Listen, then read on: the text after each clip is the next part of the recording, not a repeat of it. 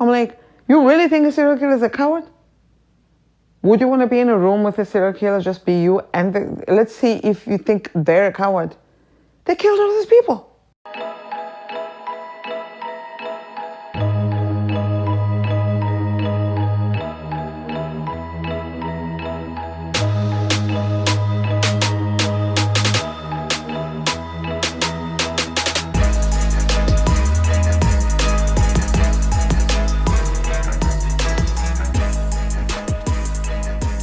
It's Monday, April 1st, 2024, and no, this is not an April Fool's joke. I'm in my bed with a hot water bottle heating up my hypothyroid cold feet, and I'm listening to Ari Shafir's Skeptic Tank. It's a funny podcast. Listen and enjoy it. Just kidding, that's a line from the opening song of the Brody Stevens or Stephen Brody Stevens Festival of Friendship. It's a funny podcast. Listen and enjoy it. Yep. Enjoy it. It's a good song by Elvis or whatever. Whoa, that was very tangential. The episode that I'm currently listening to, I've been binge listening to Ari Shafir's podcast, who I have a major crush on, and sometimes I want to block him because of some of the shocking things that he will say. Some are racist, some are just so offensive. And I don't get offended easily, but it's like, damn, dude, come on now. That was too specific. But I just enjoy his fresh perspective of things. You can tell that this is somebody who is either high. You know how like some people who are high, they get super deep and super like, not spiritual, but like, you know, into that realm. So he's either that or he's done a lot of like searching for answers type thing, which I'm into that kind of deal. That's not why I have a crush on him. He just looks like the nerdy type tall guy that I'm into with light colored eyes. But I digress. The episode I'm listening to is about mental illness or mental health. It's so interesting actually because Ari called it mental illness and the interviewee called it mental health. So that was like, wow, already like interesting. He's interviewing fellow comedian, Ari is a comedian, allegedly. He's interviewing fellow comedian Steve A.G. I can go on a whole thing about how I'm familiar with these people now because I listen to Brody Stevens' podcast over and over again, and he has 2 podcasts, 1 TV show, and 1 other podcast with 2 co-podcasters, co-hosts, and I've listened to everything more than once. And he has something else. He has a lot of content. Oh, and he's been a guest on a lot of podcasts. So I'm familiar with like his circle with a lot of comedians because I find that a lot of the podcasts maybe that I'm interested in, that I'm more drawn to, are by comedians for some reason. I was gonna say a lot of podcasts are by comedians, but I realize that may not necessarily be true. It's just like I'll listen to a comedian interview a fellow comedian, and they may talk about somebody and mention an interesting fact about that person or their podcast. And from there, I'll go and check that person out, or I'll check the interviewee's podcast and then just go down that rabbit hole. That's also how I find my music, because I don't really watch like regular TV where there'll be like a song in between programming. I don't even know how like regular TV goes. I've actually never really had regular TV like life since I've been in America, and it's been more than 10 years.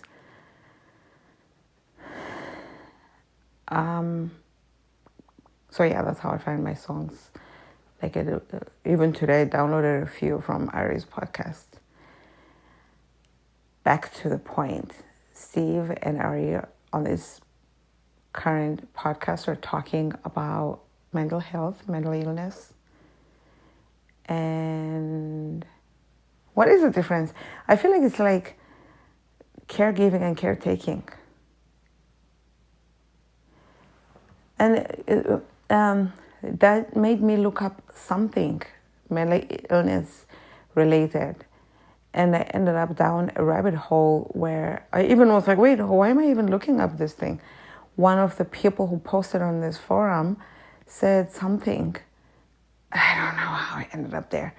And then all of a sudden I'm reading this thread of this 20-year-old person who said 50 days ago that they were going to commit suicide by... Sorry, I'm going to take this part out. I think it's too graphic unnecessarily. So that's the 16th from 50 days ago. And people are like, please don't do it. And I'm getting teary-eyed to see how sweet people are. I'm like, some of these people are probably high or drunk or whatever. But it was really sweet seeing these people just be like, please don't do it, talk to me. And now I looked up something that I look up a lot of. Why do people stop people from taking their own lives? Why is that not allowed? You will even be institutionalized if you don't succeed and they catch you. Because life has so much value. To whom? And is there a point where your life... No, but yeah, it's like, is all of life valuable, or life can be valuable, but the value can also be taken away from life, and this particular life is not valuable, but that one is. You know what I mean? Are there... I know like all of... like everybody is worth it. You are worth it. Worth what?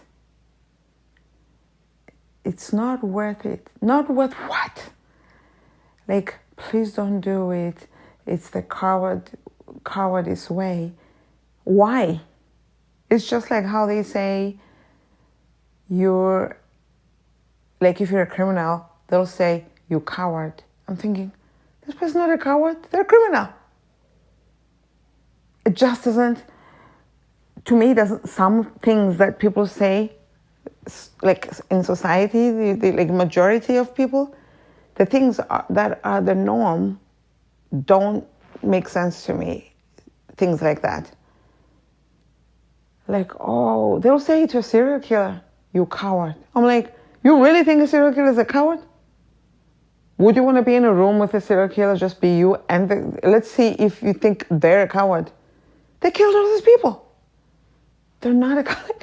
They're the opposite of a coward, if anything. I'm not saying they're brave, but they're closer to brave than they are to being a coward, in my opinion.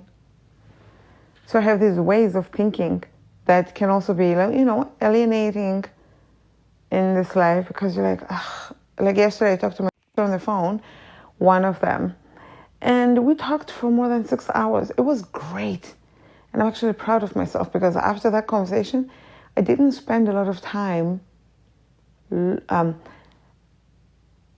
meandering over the whole conversation and finding things to regret and feel negative about and be stuck. I was like, no. I would find myself trying to do it and I'd be like, no, because it's such a habit. I'd be like, nope, don't do it. But that conversation was great, but I had to be, I'm trying to be very aware. I'm like, oh my God, I'm taking over a lot of this conversation. This person's a good listener and I'm a good talker. I can be a good listener too, but I'm like, just be self-aware Because when you're the person with mental issues, I know that it can be self-centered, kind of, and high maintenance. So I'm like, don't take a lot of her energy away. Ask her about herself, which I tend to. And this particular person actually is not necessarily somebody who is super open, but they can be more open to me, which, I love our relationship. I love the relationships that I have with people I love. Maybe it's more me that I love, because I cannot do shallow. I just want to talk about deep stuff. I'm funny and I have a sense of humor. I get it. But at the same time, I'm just like, I want to talk about those things that I'm always pondering in my mind, this stuff that makes me be drawn to certain shows that are not about the crime, but about human behavior and what makes this person do that thing and how brave of this person to go that route. And, for people who think this person's a coward, people would sleep very well at night knowing that anybody is in prison for the pain that was caused to their family. Fuck the bottom line of whether or not that person did it. They just want to know that that chapter is closed. It'll make them sleep better at night. But what about that families? Now we have 2 families who've been hurt because this person didn't do it. Like, when you want the right person, sometimes I really watch it and I realize it's not just about it's like, why let the truth get in the way of me sleeping at night type deal. I'm very fascinated with human behavior. I wonder if there's something I can do about that.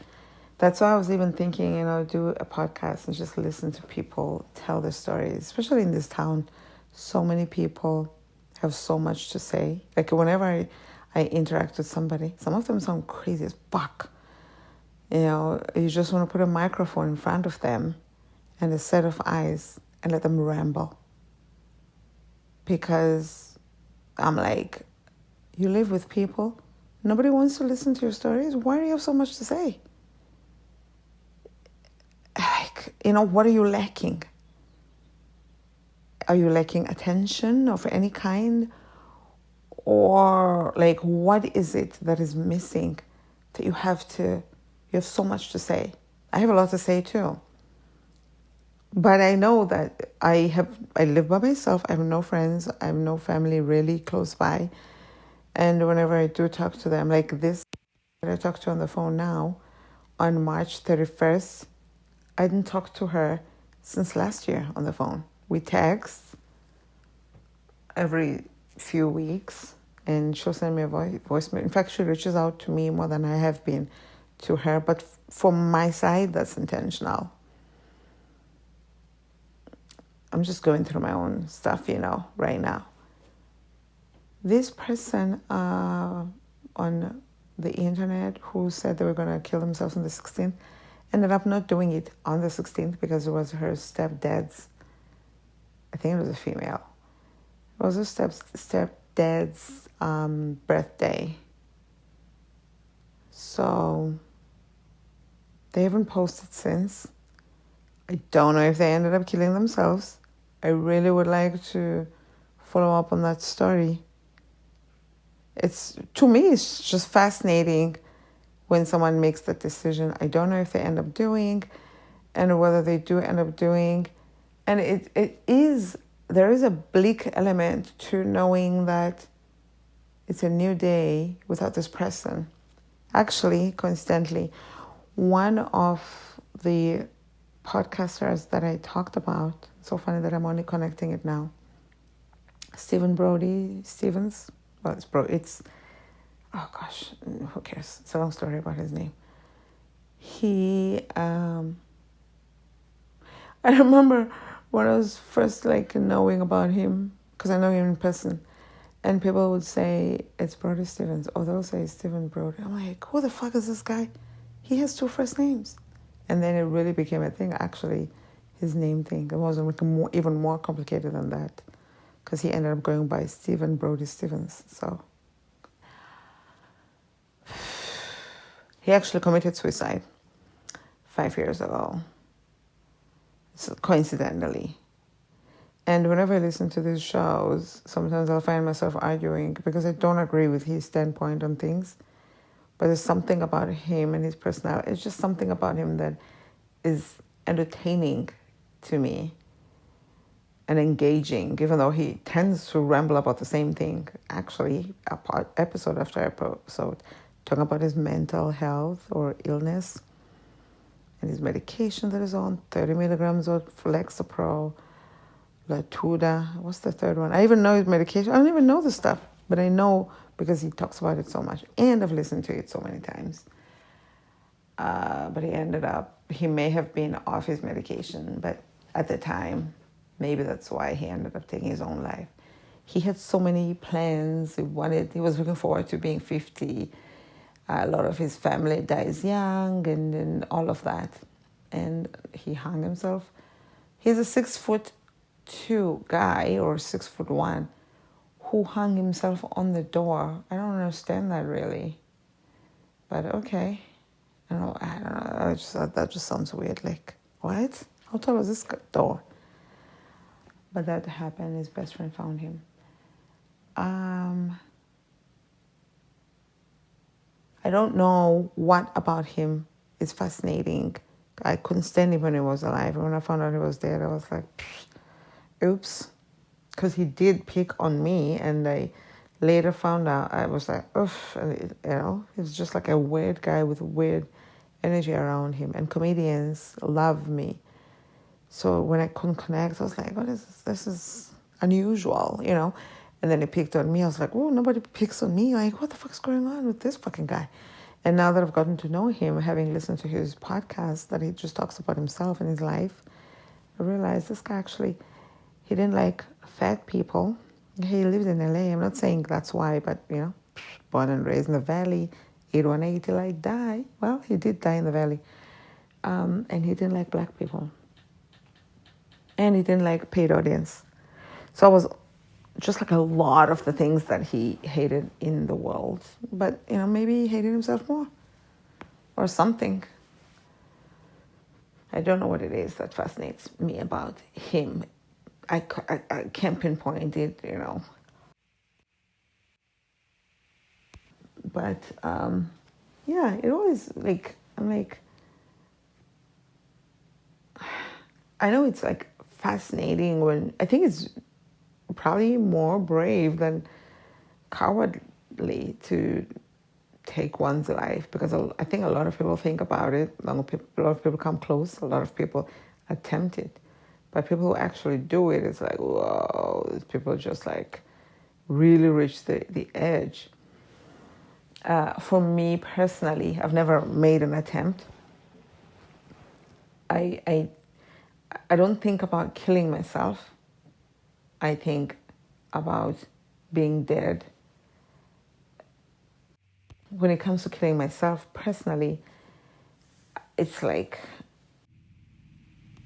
it's not a thing that I think about, because there's so much life that I would like to live. I want to take a chance and see what all is going on out here. And I hate the days that I don't feel good enough to go out there and live life. I want to live life. I'm excited to see the world, literally. I'm excited to see how it all ends for me. I'm excited to know what's in the cards, like what's actually going to end up happening. I want to know what's going to happen in the future. It has been one of the driving forces in my life. When I was young, I wanted to be older so I can be independent and take care of my life and be in charge. And then I wanted to go to another country and see what that's going to be like. And I did it. And I was like, all right, now I want to go to America. And I came here. And I was like, I want to get married. And I did. You know what I mean? I want to do this. I want to do that. And I did do all those things. Some of them didn't pan out, but it's also not the end of the world. And I continue to make connections with people. They're not necessarily long-lived, but I love connecting with people. Just the act of connecting. I'm not good at having longevity in my connections, but I do love that because it comes out of nowhere and you click and you connect. And it's like, wow, that was great. I just love it, you know. And I don't always love it when it ends. But I feel like I understand the pattern. But I also don't know if there's going to be a point in my life where it doesn't always end that way. I started something new a few months ago of going to therapy. I don't know if I'm going to continue to do it.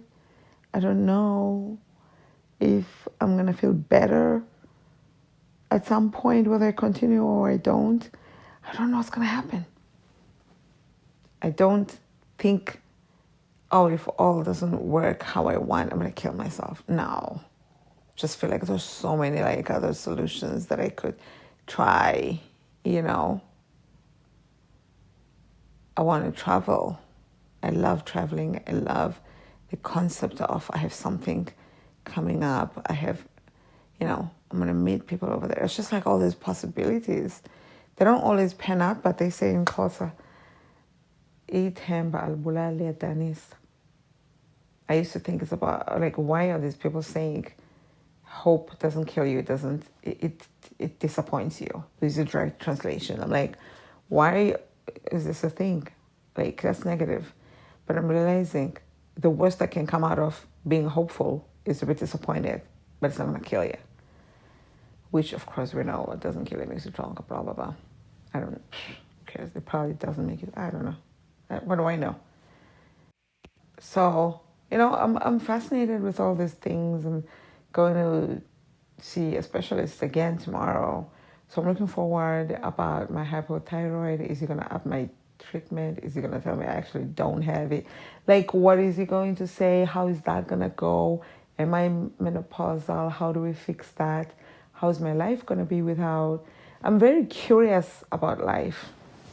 I think that I'm more curious about life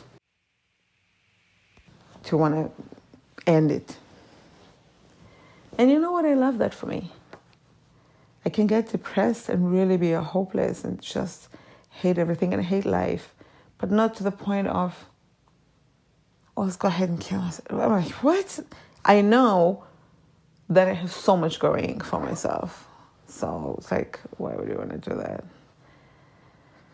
All right. I think that's it.